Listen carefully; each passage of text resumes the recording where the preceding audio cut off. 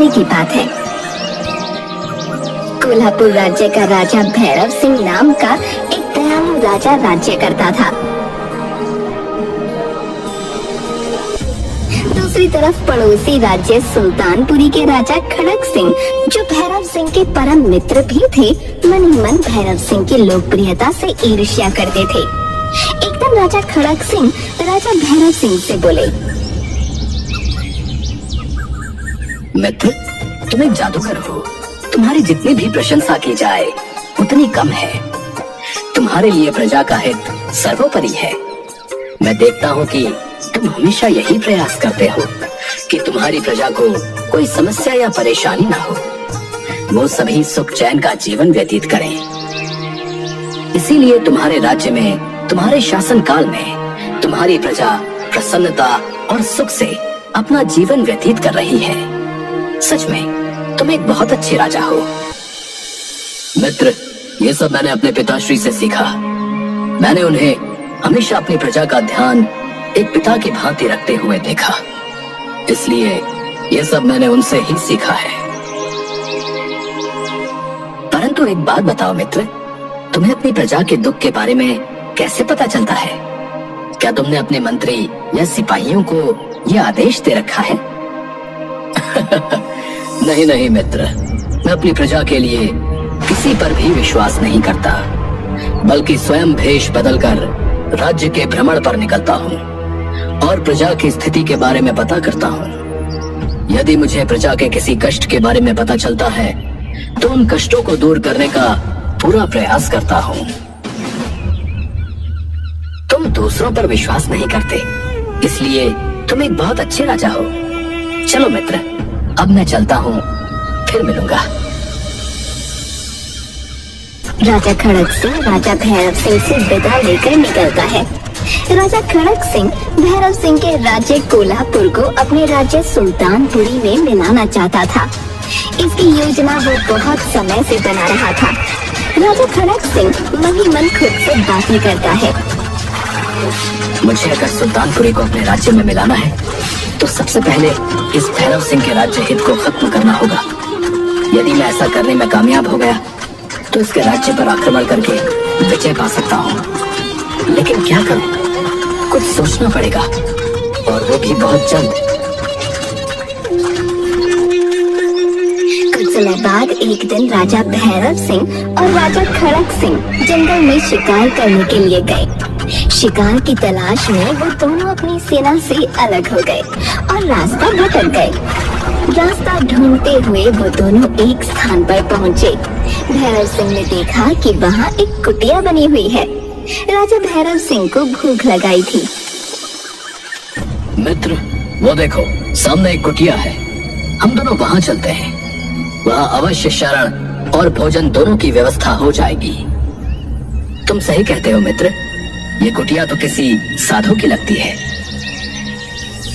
इस स्थान का वातावरण बड़ा ही सुंदर है। उन दोनों ने अपने अपने घोड़ों को एक पेड़ से बांधा और कुटिया में प्रवेश कर गए। यहाँ के पेड़ कितने हरे भरे हैं और फल फूलों से भरे पड़े हैं। और इन पंछियों को देखो, कितने उन्मुक्त होकर विचरण कर रहे हैं, मानो किसी का भय ही नहीं है। कुटिया के भीतर गेरुए वस्त्र धारण किए एक साधु पेड़ के नीचे आसन लगाकर बैठे थे। उनकी आंखें बंद थीं और वो ध्यान में लीन थे। राजा भैरव सिंह ये देखकर बड़ा प्रसन्न हुआ। वो साधु के पास गया और उन्हें प्रणाम कर उसके सामने घुटनों के बल बैठ गया। साधु ने आहट पाकर आंखें खोली और अपने सामने दोनों नौजवानों को पाया। उसके मुख का तेज देखकर ही साधु समझ गए कि वो कोई राजसी व्यक्ति है। प्रणाम गुरुवर, हम यात्री हैं और रास्ता भटक गए हैं। कल्याण हो। गुरुवर, आपका आश्रम बड़ा ही सुंदर है। मैंने आज तक ऐसा आश्रम पहले कभी नहीं देखा। सब उसकी कृपा है। गुरुवर, क्या हम कुछ समय के लिए आपके आश्रम में विश्राम कर सकते हैं? अवश्य, आप अवश्य विश्राम कर सकते हैं। और विचरण करते करते आपको भूख भी लग गई होगी। मैं आपके भोजन की व्यवस्था करता हूँ। साधु ने राजा भैरव सिंह और राजा खड़क सिंह को खाने के लिए मीठे फल दिए। राजा खड़क सिंह, मैंने कभी इतने मीठे फल नहीं खाए। गुरुवर, आज तक मैंने इतने मीठे और स्वादिष्ट फल नहीं खाए। इनके इतने मीठे होने का क्या कारण है? इस राज्य का राजा अत्यंत दयालु और न्यायप्रिय है, इसलिए ये फल इतने मीठे हैं। जब तक वो अपनी प्रजा का हितैषी रहेगा, दीन दुखियों का सहायक रहेगा, ये फल ऐसे ही मीठे रहेंगे। मैं इस बात पर विश्वास नहीं करता। भला राजा के स्वभाव से इन फलों का क्या संबंध है? आप स्वयं परख लीजिएगा। गुरुवर, मुझे भी इस बात पर बड़ा आश्चर्य हो रहा है। भला एक राजा के स्वभाव से इन फलों का क्या संबंध? पुत्र, इस राज्य की प्रजा के प्रसन्न रहने के कारण यहाँ का वातावरण भी सर्वदा प्रसन्न रहता है, जिसके फल स्वरूप इस राज्य में पशु पक्षी पेड़ पौधे सब प्रसन्न चित्त हैं, और ये सब उसका ही कमाल है। और राजा भैरव सिंह दोनों साधु से विदा लेकर निकलते हैं। रास्ते में राजा भैरव सिंह खड़ग सिंह से बोले, मित्र, क्या तुम भी वही सोच रहे हो जो मैं सोच रहा हूँ? तुम किस बारे में बात कर रहे हो मित्र? वही जो साधु महाराज ने हमसे कहा। क्या सत्य है? एक राजा के स्वभाव से इसका क्या संबंध है? अगर हम दोनों के मन में इस बात को लेकर संशय है कि जो साधु महाराज ने कहा है वो सत्य है या नहीं, तो हम उनके कहे अनुसार इस बात की पुष्टि कर सकते हैं। पुष्टि? वो कैसे संभव है? संभव है मित्र, सब कुछ संभव है। बस तुम्हें वही करना होगा जो मैं तुमसे कहता हूँ, और साधु महाराज के वचनों की सत्यता हमारे सामने आ जाएगी। राजा भैरव सिंह के मन में अजीब सी हलचल थी, क्योंकि वो इस बात पर विश्वास नहीं कर पा रहा था कि उसके स्वभाव का राज्य के फल और फूलों पर प्रभाव कैसे पड़ सकता है। इसलिए वो राजा खड़ग सिंह की बात मानने को तैयार हो गया। दूसरी तरफ खड़ग सिंह ने अपने मन में एक योजना बना ली। तुम सत्य कह रहे हो मित्र, हम इस बात का परीक्षण अवश्य करेंगे। तुम जैसा कहोगे मैं वैसा करने को तैयार हूँ। बताओ, क्या करना होगा मुझे इसके लिए? मित्र, तुम किसानों का लगान बढ़ा दो और प्रजा पर नाना प्रकार के कर लगा दो, और प्रजा की किसी बात पर ध्यान मत दो। तुम ये सब क्या कह रहे हो मित्र? किसी बात की सिर्फ पुष्टि करने के लिए, अपने मन को शांत करने के लिए अपनी प्रजा को तकलीफ दूं, उस पर जुल्म करूं? नहीं नहीं, ये उचित नहीं होगा।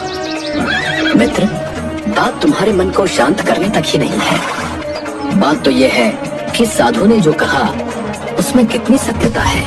क्या तुम नहीं चाहते कि अगर साधु की बात मिथ्या है तो साधु को सजा मिलनी चाहिए, ताकि तुम्हारे राज्य में किसी प्रकार का भ्रम ना फैले? हाँ मित्र, ये तो तुम सही कह रहे हो। ठीक है, तुम जैसा कहते हो मैं वैसा ही करूंगा।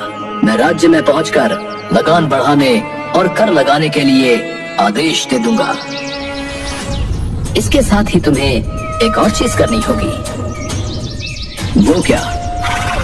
तुम्हें इसके बाद मांस मदिरा का भी सेवन प्रारंभ करना होगा, ताकि तुम्हारा धन भोग विलास में खर्च होने लगे।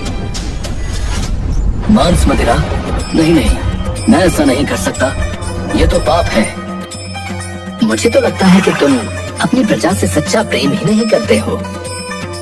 नहीं मित्र, मैं अपनी प्रजा से बहुत प्रेम करता हूँ और हमेशा यही चाहता हूँ कि वो प्रसन्न रहे, उन्हें कोई कष्ट ना हो। तो फिर कुछ मत सोचो और मैं जैसा कहता हूँ वैसा करते जाओ। राजा भैरव सिंह खड़ग सिंह की बात मान लेता है, और जल्द ही उसके राज्य में प्रजा त्राही करने लगती है। प्रजा पर अत्याचार बढ़ने लगता है। राजा का उदासीन व्यवहार प्रजा को बहुत कष्ट दे रहा था। अब वो प्रजा की ओर से उदासीन हो गया। अपना धन भोग विलास में खर्च करने लगा और उसको भोग विलास का उपभोग करने में मजा आने लगा। वो सब कुछ भूल गया। दूसरी तरफ खड़ग सिंह ये सब देखकर अपने सेनापति से बोला,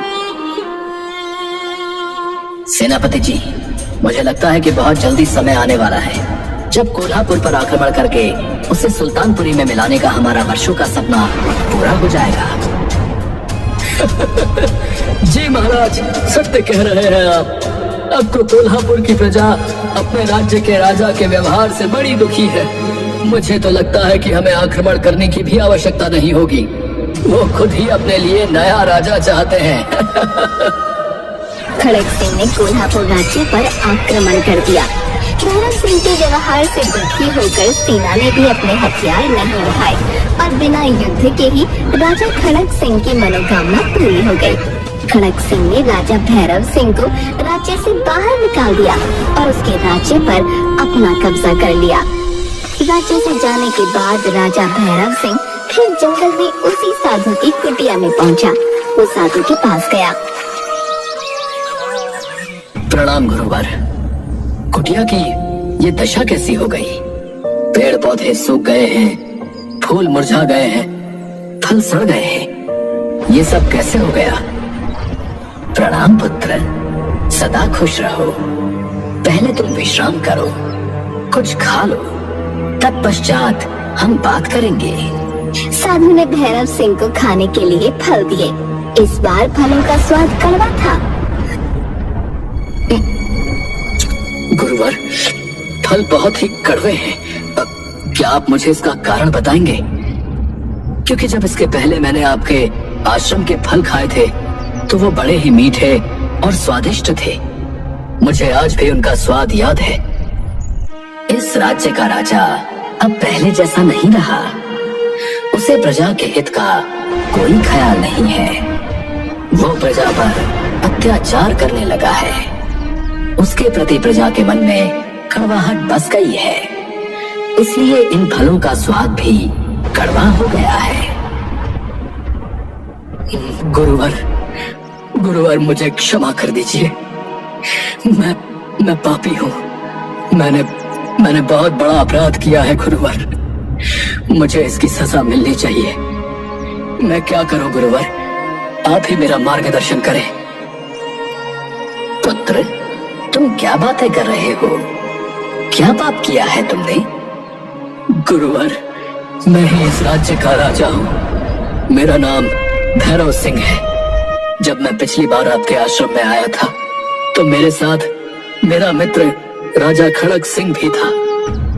अब मुझे सारी बातें समझ में आ गई हैं। तुम कैसी बातें कर रहे हो राजन? मुझे विस्तार से बताओ। गुरुवर, आपके आश्रम से निकलने के बाद मेरे मन में बहुत सारे विचार चल रहे थे कि क्या सच में एक राजा का व्यवहार उसके राज्य में लगे पेड़ पौधों को प्रभावित कर सकता है। बस इसी उधेड़पुन के साथ हम यहाँ से निकले थे। मेरे मित्र खड़ग सिंह ने मुझे आपके कहे हुए वचन की पुष्टि करने को कहा।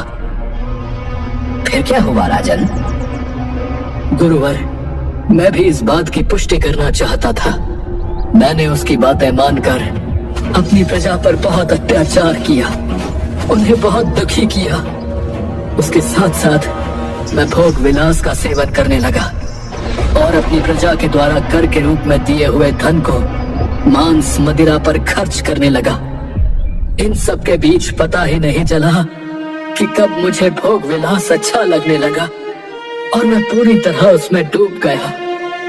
इसी बात का फायदा उठाकर मेरे मित्र खड़ग सिंह ने मेरे राज्य पर आक्रमण कर कब्जा कर लिया और मुझे राज्य से बाहर निकाल दिया। ये बड़ा अनुचित हुआ राजन। गुरुवर, मुझे राज्य जाने का दुख नहीं है।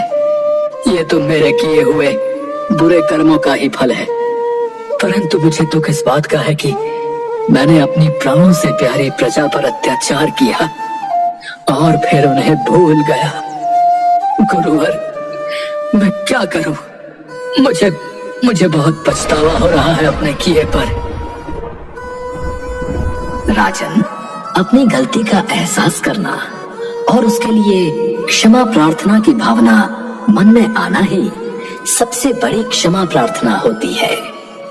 तुमने जो किया सब अल्प बुद्धि के कारण किया था। गुरुवर, मैं अपनी प्रजा से क्षमा मांगना चाहता हूँ। मैंने उन पर बहुत अत्याचार किए हैं। राजा भैरव सिंह के दुख को देखकर साधु महाराज ने उसे तपस्या करने को कहा। भैरव सिंह साधु महाराज के साथ ही तपस्या करता रहा और फिर एक दिन जब भैरव सिंह तपस्या में बैठा हुआ था, उसके सामने एक तेज रोशनी प्रकट होती है और आवाज आती है, भैरव सिंह आंखें खोलो पुत्र, मैं तुम्हारी तपस्या से बहुत प्रसन्न हूँ। देवी, प्रणाम देवी। बोलो राजन, तुम्हें क्या चाहिए?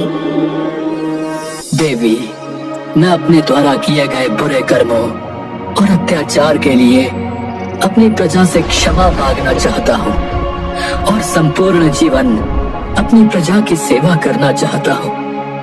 तथास्तु राजन, मैं तुम्हें अपनी एक सेना देती हूँ। तुम उस सेना के साथ वापस अपने राज्य पर आक्रमण करो और विजय प्राप्त कर अपनी प्रजा का ध्यान रखो। इतना कहकर देवी अंतर ध्यान हो जाती है। राजा भैरव सिंह देवी द्वारा दी गई सेना के साथ कोल्हापुर पर आक्रमण कर देता है और राजा खड़क सिंह को हराकर अपना राज्य वापस प्राप्त करता है। राजा भैरव सिंह राजा खड़क सिंह से बोला, मित्र, मैंने तुम्हें सदा एक मित्र और एक भाई की तरह देखा है। तुमने जो किया मैं नहीं जानता कि उसका क्या कारण था, परंतु मैं अपनी मित्रता को अवश्य निभाऊंगा। मैं तुमसे तुम्हारा राज्य सुल्तानपुरी नहीं लूंगा, सिर्फ अपना राज्य ही वापस लूंगा। तुम आज भी अपने राज्य के राजा हो। मुझे क्षमा कर दो मित्र, मैंने तुम्हारे साथ कितना बुरा व्यवहार किया, तुम्हें गलत सलाह दी, धोखे से तुम्हारा राज्य ले लिया और तुम्हें तुम्हारे ही राज्य से निकाल दिया। फिर भी तुम विजय प्राप्त करने के बाद भी मुझसे मेरा राज्य नहीं ले रहे। आज मैं समझ गया कि क्यों तुम्हारी प्रजा तुमसे इतना प्रेम करती थी। मुझे यह भी समझ में आ गया कि साधु महाराज ने जो कुछ भी कहा था वो सब सत्य ही था। राजा भैरव सिंह अपनी प्रजा से माफी मांगता है और फिर से अपनी प्रजा का पुत्र की भांति ध्यान रखना शुरू कर देता है। प्रजा भी अपने पुराने राजा को पाकर बहुत प्रसन्न होती है। कोल्हापुर के पेड़ पौधे वैसे ही हरे भरे हो जाते हैं, फूलों और फलों से भरे हुए दिखने लगते हैं।